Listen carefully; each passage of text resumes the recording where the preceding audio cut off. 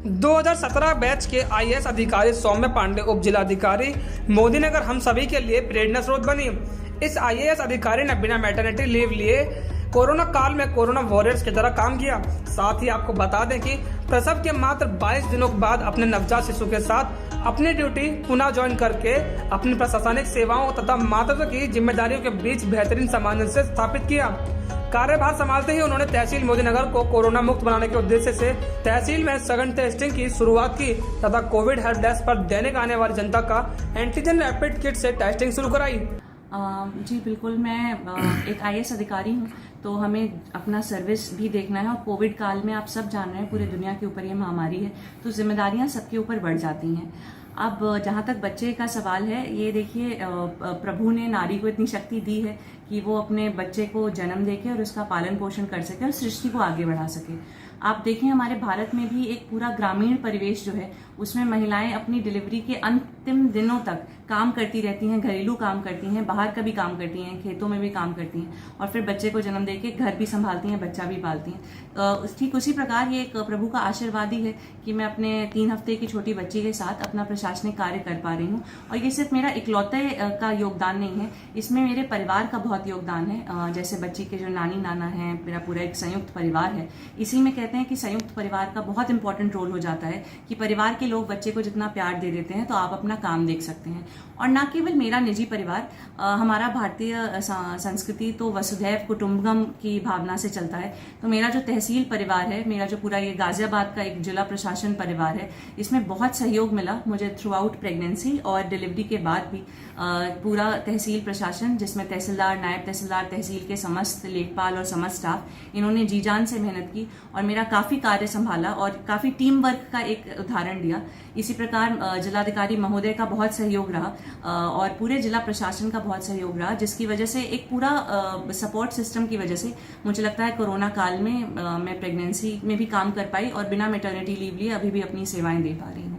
जी बिल्कुल, एक्चुअली में कोविड इतनी बड़ी महामारी है और इसमें माननीय मुख्यमंत्री जी का बहुत फोकस रहता है कि उत्तर प्रदेश में कोरोना के कम से कम केसेस आए, सघन टेस्टिंग हो और हमारा उत्तर प्रदेश कोरोना मुक्त बने।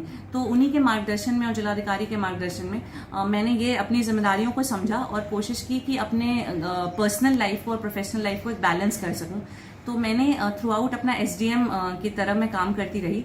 जुलाई से सितंबर तक मैं कोविड इंचार्ज थी गाजियाबाद में, नोडल ऑफिसर थी कोविड की, जिसमें मैं कोविड की समस्त गतिविधियों को मॉनिटर करती थी। गाजियाबाद के L1, L2 और L3 अस्पतालों का निरीक्षण भी करती थी और स्वास्थ्य विभाग तथा प्रशासनिक अधिकारियों से समन्वय बना के डेली की रिपोर्ट जिलाधिकारी महोदय को प्रेषित भी करती थी।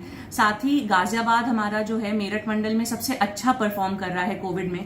हमारे यहाँ फेटिलिटी सबसे कम है, रिकवरी रेट सबसे अच्छी है। तो इन सब चीजों का एनालिसिस करके ग्राफ्स के माध्यम से, पीपीटी के माध्यम से मैं जिलाधिकारी को प्रतिदिन प्रेषित करती थी।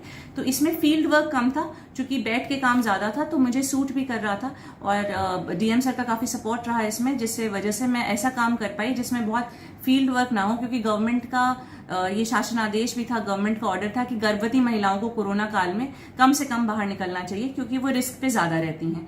तो मैंने 22 दिनों की छुट्टी ली थी सितंबर में जब मेरा ऑपरेशन था और उसके बाद बच्ची के जन्म के 13-14 दिन बाद जब मुझे लगा कि अब मैं चल फिर सकती हूँ, ठीक से काम कर सकती हूँ, मैंने तहसील में दोबारा ज्वाइन कर लिया और अपनी प्रशासनिक सेवाएं देने लगी।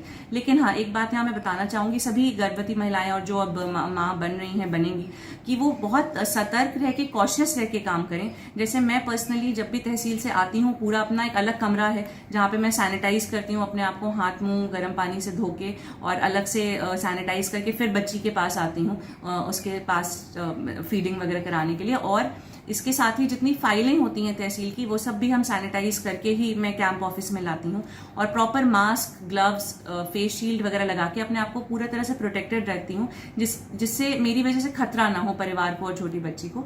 और हमने तहसील में भी सघन टेस्टिंग शुरू कराई है। तहसील मोदीनगर को कोरोना मुक्त बनाने के उद्देश्य से तहसील में जितने लोग आ रहे हैं, आप लोग जैसे पत्रकार बंधु हैं, वकील हैं, जितने जनता में लोग आते हैं, रोज फरियादी आते हैं, उन सब की एंटीजन किट के माध्यम से टेस्टिंग की जाती है, तभी उनको एंट्री मिलती है। और ये टेस्टिंग 1 हफ्ते तक मान्य रहती है। तो हम टेम्परेचर, पल्स और एंटीजन किट के माध्यम से कोरोना टेस्ट हर व्यक्ति का तहसील में करा रहे हैं, जिससे उनका और उनका परिवार भी सुरक्षित रह सके। इंडिया डायरेक्ट न्यूज के लिए गाजियाबाद से अजीत रावत की रिपोर्ट।